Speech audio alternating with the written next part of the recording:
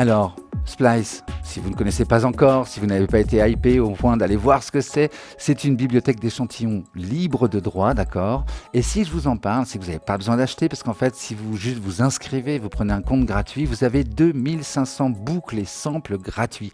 Donc, si jamais vous avez besoin, comme ça, vous allez voir ce qu'on va faire avec ce Splice. Mais effectivement, ça peut permettre comme ça de trouver des choses qui vous manquent, qui vous permettraient de finir votre morceau. Notamment, je sais que c'est souvent là qu'on coince. Et souvent, c'est le dernier truc qu'on a du mal de composer. On ne trouve pas le son. Et Splice peut aussi générer des idées. Vous n'êtes pas obligé d'utiliser les boucles telles quelles. Vous allez voir, vous allez voir. Donc, ce qui est intéressant, c'est qu'on a une recherche intelligente. Parce qu'en fait, il va s'adapter au tempo du morceau sur lequel on est en train de travailler, donc le tempo du set, et le scale, pareil, il va suivre le scale, donc on peut bien sûr le changer, hein, mais si vous êtes en La mineur, eh ben, il va vous proposer que des choses qui peuvent fonctionner en La mineur. Donc vraiment c'est royal. Et il y a aussi la recherche par similitude, j'ai trouvé ça génial. Vous glissez un clip ou vous sélectionnez un clip et il vous trouve quelque chose qui ressemble à ce clip. Et puis en plus bien sûr vous avez les filtres habituels par type d'instrument, par genre musical, etc., etc. Allez, on y va tout de suite. S'il veut bien là, hop. Donc le splice maintenant s'affiche ici. Donc vraiment, je vous le dis, voilà, inscrivez-vous, ça vaut le coup, c'est gratuit, tout ça. Alors vous pouvez, si vous êtes allergique, vous pouvez aller dans les réglages de live, hein, donc ça dépend de Mac ou PC. Moi c'est dans live réglage. Sur PC, c'est dans aide ou option, je ne sais plus. Enfin voilà, vous savez ça. Vous faites commande ou contrôle virgule et ça ouvre la fenêtre. C'est comme ça que j'ai fait. Et donc vous avez dans, tiens, je ne sais plus d'ailleurs.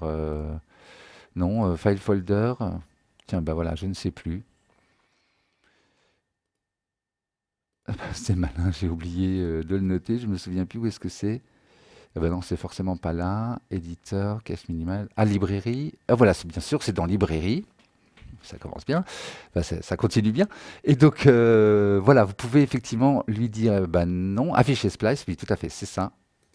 D'accord. Donc, vous pouvez afficher, vous pouvez ne pas afficher le cloud. Si vous n'avez pas de cloud et pas de push, vous pouvez masquer ça, par exemple, hein. D'accord. Les packs, c'est pas mal, hein, parce qu'effectivement, ça vous permet de voir s'il y a des mises à jour. Et il y en a. Faites les mises à jour des packs, il y en a avec la sortie de Live 12.3. Et donc, voilà, vous pouvez afficher le push, Splice, tout ça sur le côté. Et vous avez un autre réglage ici où vous choisissez où sont téléchargés les samples de Splice. Et donc, c'est pas mal de les mettre dans la bibliothèque utilisateur. Vous pouvez avoir un dossier personnalisé, c'est pas un problème, hein, ou le projet actuel, c'est-à-dire que ce que vous téléchargerez sera avec le. C'est aussi une très bonne idée avec le projet, avec le set sur lequel vous êtes en train de travailler. Dans la bibliothèque utilisateur, ou en tout cas quand vous faites des recherches, par exemple sur des samples, eh ben, vous allez avoir dans le créateur Splice qui se rajoute. Et dans votre bibliothèque utilisateur, pareil, si vous allez dans Sample, vous allez avoir un dossier Splice qui contient tout ce que vous allez télécharger sur la plateforme. D'accord. Donc vous les retrouvez assez facilement. Allez, c'est parti, on va voir pour de vrai. Le voilà. Donc moi, ce que j'ai bien aimé, c'est ce que je vous disais, hein, là on a fait du stem tout à l'heure, et ben on va lui demander de trouver quelque chose d'équivalent à la basse. Comme ça, YouTube, il m'embête pas. Et puis pour vous, c'est plus intéressant plutôt que d'utiliser telles quelles les choses. Et donc normalement, si tout se passe bien, voilà, moi il y avait celle-là qui me plaisait, donc vous pouvez faire tourner.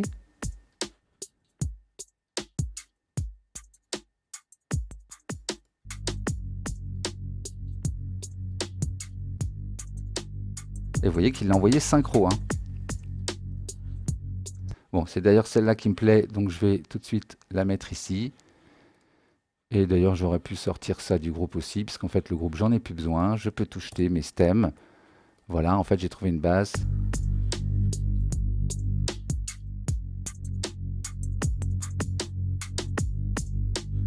Qu'on va pouvoir retravailler après, mais d'abord, on va voir un peu dans le détail le splice. Donc, effectivement, si je retourne sur Home, vous voyez que j'ai une recherche. Donc, ici, on cherche, donc je pourrais sélectionner un clip, lui demander de chercher quelque chose qui ressemble à ce clip. Là, c'est vraiment génial. Vous composez une petite rythmique, mais elle ne vous plaît pas trop, ou une ligne de base. Vous dites, ah, il y a quelque chose, mais vous lui demandez de rechercher quelque chose d'équivalent, et le son et la ligne de base sera équivalente.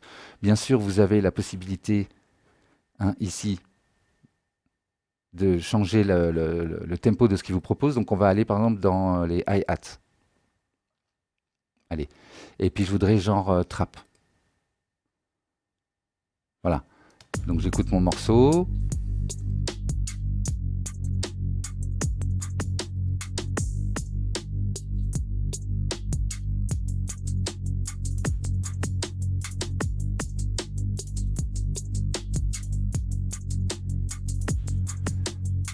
Bah voilà, c'est malin, je vais pas retrouver mes hi-hats.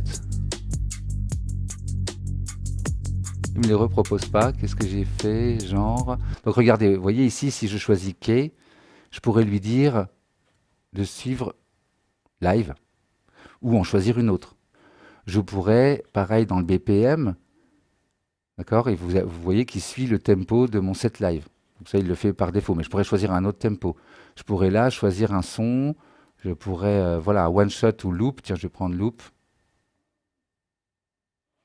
Et la mienne s'appelait comment? MBPL. Ah tiens, je pensais qu'il allait me la reproposer. Loop, genre trap. D'accord, bah c'est pas grave, écoutez, je l'ai sauvegardé. Je crois que je vous ai tout dit. Donc effectivement, oui, non, on verra avec la mélodie. Je vous ferai écouter encore autre chose, regardez. Donc heureusement que je l'ai mise là. Voilà, il m'a proposé ça tout à l'heure.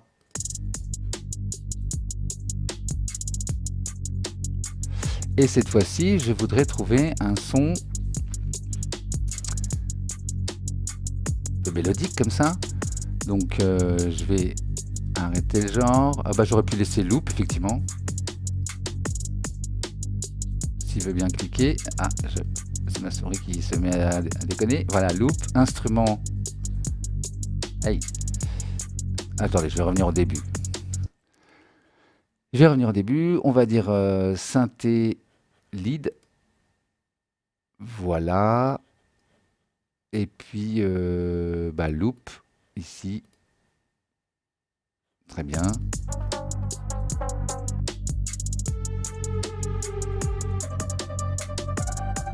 Ah voilà, moi c'est celui-là qui me plaisait. Donc bien sûr, je pourrais changer la tonalité si je veux. Hein. Bon, ça sera plus dans la tonalité de mon morceau. Hein. Là, je lui demande d'être synchro avec mon projet. Pareil pour le tempo. Hein.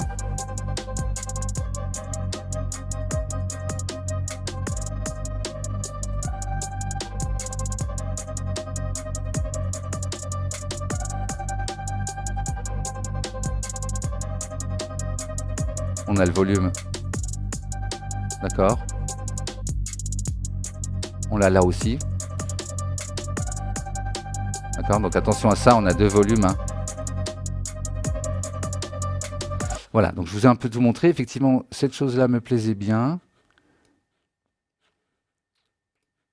On va la mettre. C'est ce que je vous disais, hein, c'est que tout d'un coup, regardez, là, je commence à créer un morceau.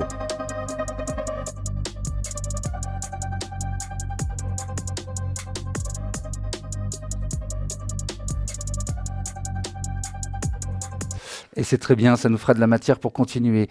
Alors, ce qui peut être intéressant aussi, hein, je vous ai montré qu'on pouvait donc récupérer les notes MIDI.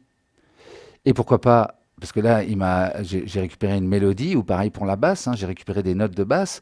Donc, je pourrais récupérer ces notes et finalement les faire jouer par une autre basse. Je pourrais aussi mettre mon son de basse dans un simpler, et puis du coup, jouer d'autres notes, mais avec ce son. D'accord? Donc, vous n'êtes pas obligé d'utiliser tel quel.